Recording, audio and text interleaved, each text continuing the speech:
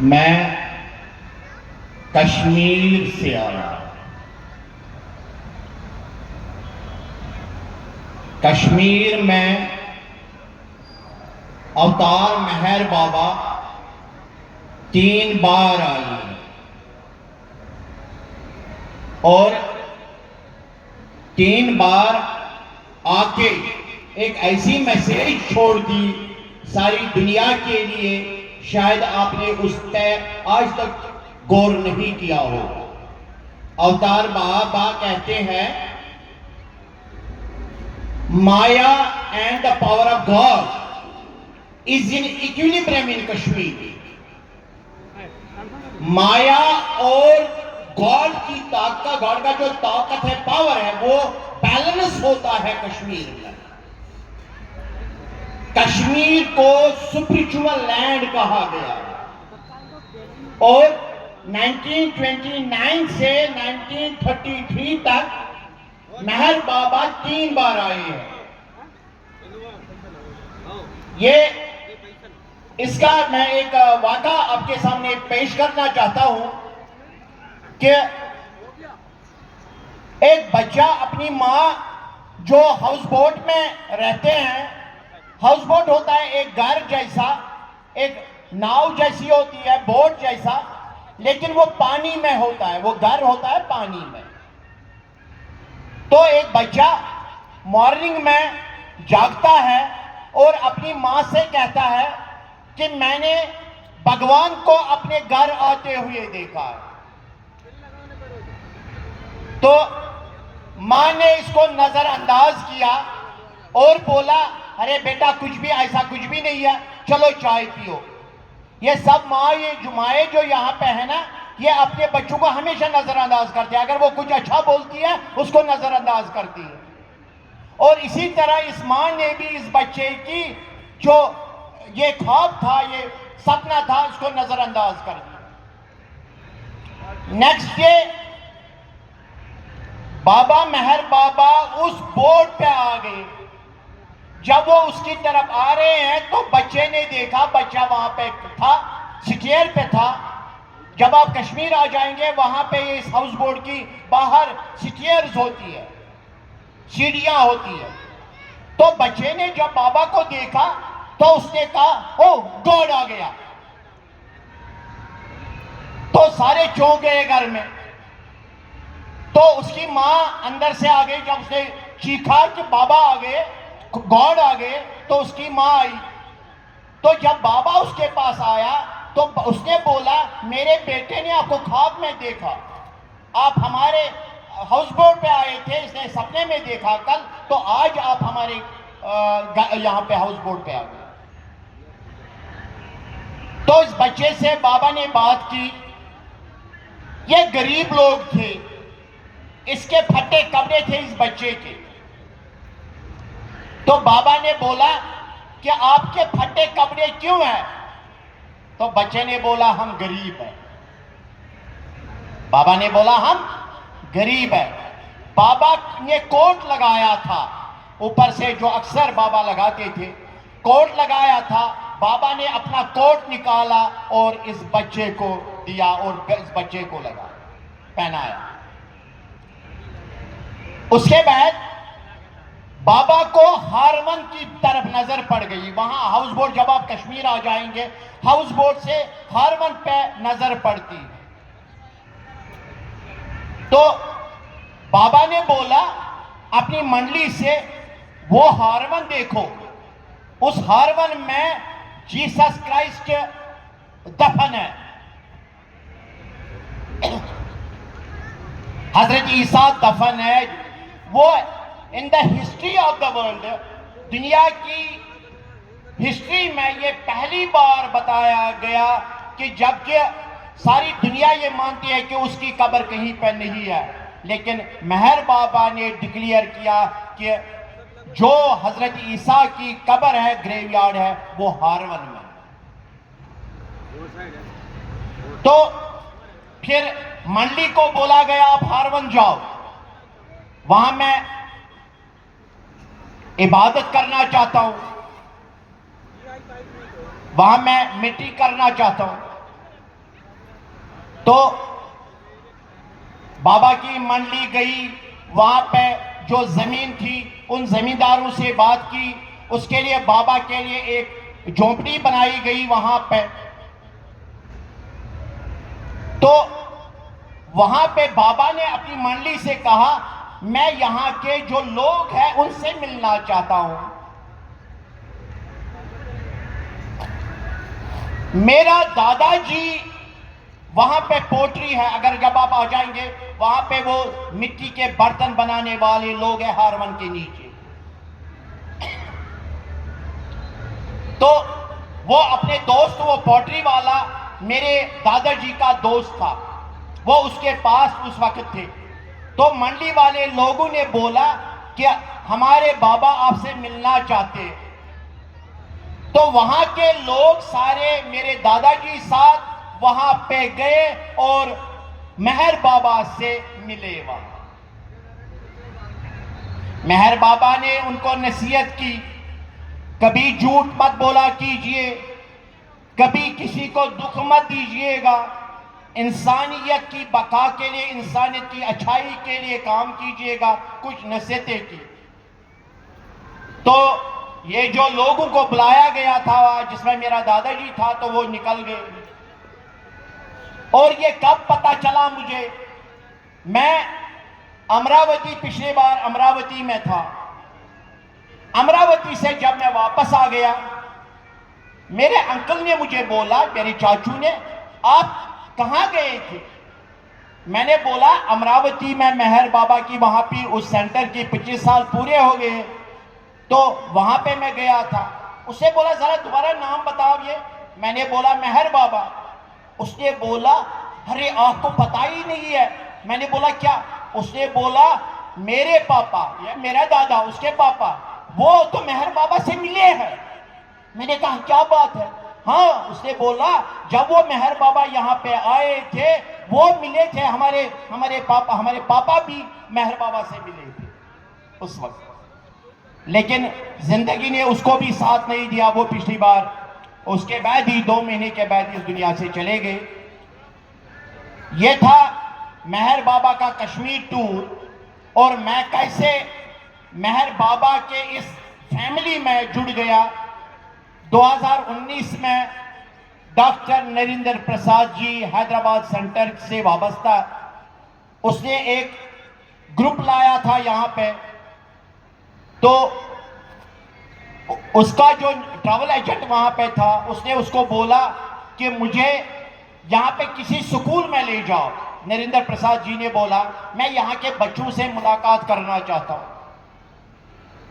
तो जो ये ट्रैवल एजेंट था वो मेरा चचेरा भाई था।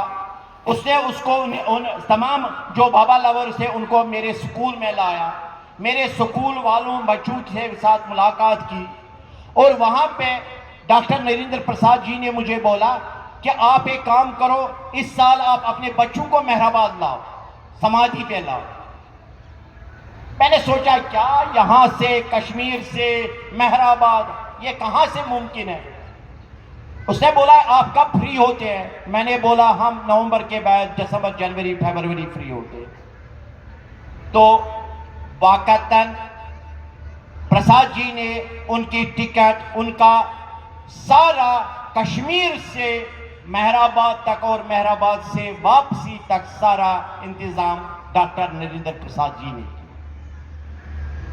तो 2 बार हमारे बच्चे मेहराबाद भी आए और मेहराबाद के बाद पुणे सेंटर भी गए। लेकिन पिछली बार जब डॉक्टर नरेंद्र प्रसाद जी बाबा लवर्स के साथ आ गए, तो जब वो कश्मीर से वापस आ रहे थे दिल्ली में, वो बाबा से मिलने गए तो इंतकाल कर गए, वफात पा गए। शायद आप सब जानते हैं। तो मैं तब से 2019 से इस फैमिली से वाबस्ता हूं। इस फैमिली के साथ अक्सर बेशतर मुलाकात होती रहती है, हम आते रहते हैं। अब मुझे कुछ थोड़ी सी बात करनी है कि हम बाबा लवर अगर है तो हम किसको कह सकते हैं कि बाबा लवर है? अगर कोई लड़का अपने माँ बाप को ओल्ड एज होम में छोड़ता है और फिर यहां पे फोटोग्राफ के सामने बताएगा जय मेहर बाबा, वो बाबा लवर नहीं, वो बाबा लवर, उसको हम बाबा लवर नहीं कहते।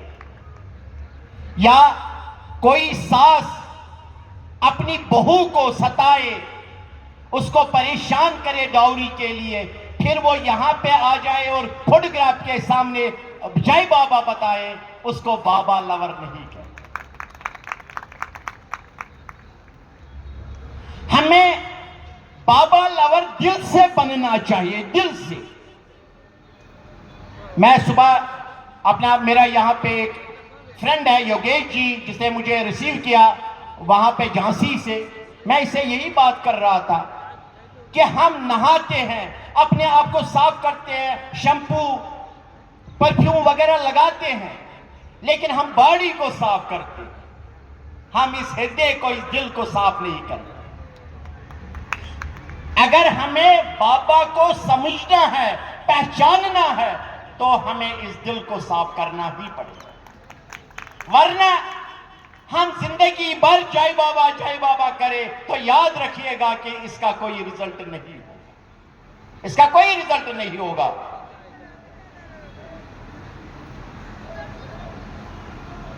इसके बगैर मैंने पिछली बार भी जब मैं अमरावती में था, मैंने बोला था कि अगर मैं प्यासा हूं, मेरी प्यास की शिद्दत वही इंसान महसूस करेगा जिसने प्यास में अपनी जिंदगी गुजारी हो। अगर मैं भूखा हूं, वही भूखापन मतलब वो पहचानेगा जिसने भूख में जिंदगी बसर की हो। अगर मेरा पेट भरा है, मेरे प्यास नहीं है, तो अगर मेरे पास कोई प्यासा आ जाएगा, मुझे वो महसूस नहीं होगा। तो एक बार आप जिंदगी में, एक बार आप सुबह से शाम तक कुछ मत खाओ, फिर आपको प्यास की तड़प महसूस हो जाएगी, प्यास की शिद्दत महसूस हो जाएगी और भूख की शिद्दत महसूस हो जाएगी। जब आप वो महसूस करेंगे, समझिएगा कि आप उसी वक्त तैयार हो जाएंगे एक प्यासे को पानी पिलाने के लिए, आप भूखे को ये खिलाने के लिए, तभी तैयार हो जाएंगे, वरना आप कभी तैयार नहीं। बाबा की सबसे बड़ी मैसेज है टू सर्व ह्यूमैनिटी, इंसानियत के लिए काम करो, इंसानियत को जिंदा रखो, इंसानियत के लिए काम। हम अगर आप घर में खाना खाते हैं लेकिन आपका पड़ोसी भूखा है, समझिएगा कि आप बाबा के वफादार नहीं। आपको खाने से पहले आपका पड़ोसी खाना चाहिए। अगर आप उसको खिलाएंगे और फिर अपने बच्चों को खिलाएंगे, तब भी आप असली बाबा लवर है, असली वफादार बाबा लवर। ये जितना आप महसूस करते हैं बाबा लवर बनना, उतना आसान नहीं है, ये बहुत मुश्किल है, ये बहुत मुश्किल है। मैं आपसे कह रहा हूं, ये बहुत मुश्किल है, नहीं कर पाते हैं, बहुत मुश्किल है।